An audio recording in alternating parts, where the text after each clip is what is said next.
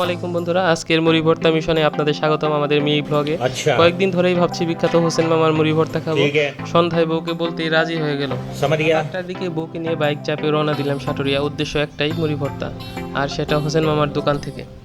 আজকে বৃষ্টি ছিল না আর আকাশে অনেক সুন্দর চাঁদ ছিল। পৌঁছাতে একটু দেরি হয়ে গিয়েছিল। মামাকে জিজ্ঞেস করলাম, মামা মুড়ি হবে? মামা বললো না, মুড়ি তো শেষ হয়ে গেছে। তো দুঃখ ভারাক্রান্ত মন নিয়ে আমরা অন্য দোকানের উদ্দেশ্যে খুঁজতে বের হয়ে গেলাম কোন দোকানে পাওয়া যায় মুড়ি। একটি দোকানে পেয়ে গেলাম মুড়ি ভর্তা, কিন্তু সে আগে বলেছিল যে মুড়ি ভর্তা হবে না, কিন্তু অন্যজনে সে রিকোয়েস্ট করাতে আমাদের মুড়ি ভর্তা সে দিয়ে দিল। এই দেখুন মুড়ি ভর্তার অবস্থা, এইটা অনেক স্বাদ ছিল।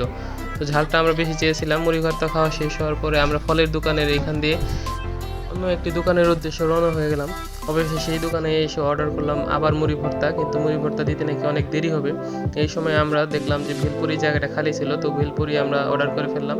এই দেখুন ভেলপুরিটা অনেক স্বাদ ছিল। এর টকটা যে ছিল একদম সেই মুখে লাগার মতো।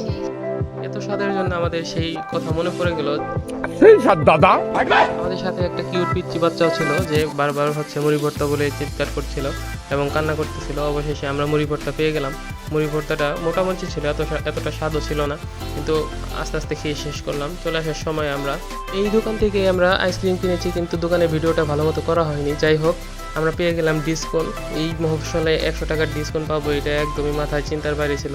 তো ভাবলাম যে ডিসকাউন্টের রিভিউটা দেওয়া যাক। ডিসকাউন্টটা আস্তে আস্তে ছাড়িয়ে নিচ্ছি, যে ডিসকাউন্টটা খুলে দেখি এটার কি অবস্থা। ডিসকাউন্টটা দামের তুলনায় একটু ছোট, এটার দাম 70 বা 80 টাকা হলে অনেক রিজনেবল প্রাইসে হতো।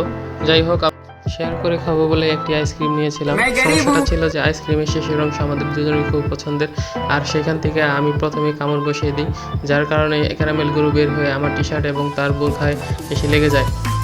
আর তারপর থেকে সে আমার সাথে ঝগড়াই করে যাচ্ছিল যে সে আমার সাথে কোনোদিন ভাগ করে একটা আইসক্রিম একসাথে শেয়ার করে আর খাবে না। আজকে এই পর্যন্তই ছিল। ধন্যবাদ আমাদের সাথে থাকার জন্য। এর পরবর্তীতে ব্লগ নিয়ে আবার আসবো। আসসালামু আলাইকুম।